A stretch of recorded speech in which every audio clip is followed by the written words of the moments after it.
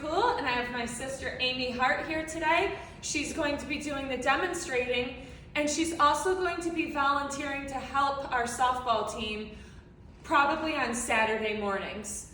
So we're gonna start with our very first video on how to hit.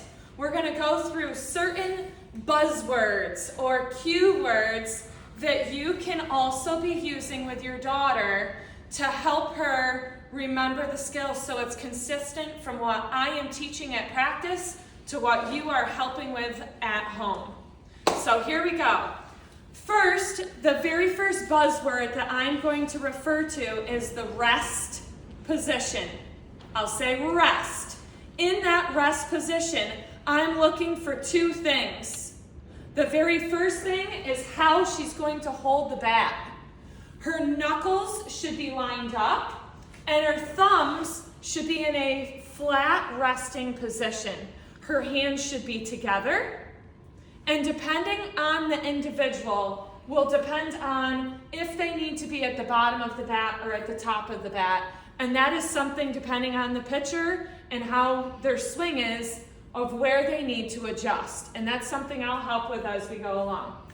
But first, hand position. Secondly is going to be the setup position on home plate. The player's feet need to be shoulder width apart, and she should be at least one sneaker back off of home plate, and her front foot should almost be in line with the top of home plate. So if we connected a line here, boom, that front foot is there, and she should have distance off the plate. This will be very helpful just in making sure that they have the right setup to get going. The next buzzword is going to be the ready position. The ready position is she's literally just going to lift her arms up so that her pointer finger can literally touch into her ear.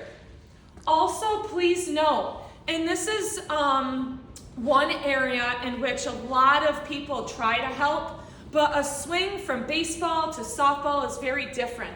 So notice that her elbows should create a letter A frame, and that her pointer should be into her ear. From here, she's then going to go to what's called the load position, where she's going to shift her weight. Most of her weight should be on her back leg, and she kind of rocks. And that rock and the load is really important so that you can take your power and you can pull it back so you can have momentum in your swing to push it forward. So we have the rest position. We check our hands, check her feet. Then to the ready position. Her arms are at a good distance. Check that her finger can touch her ear, thumb.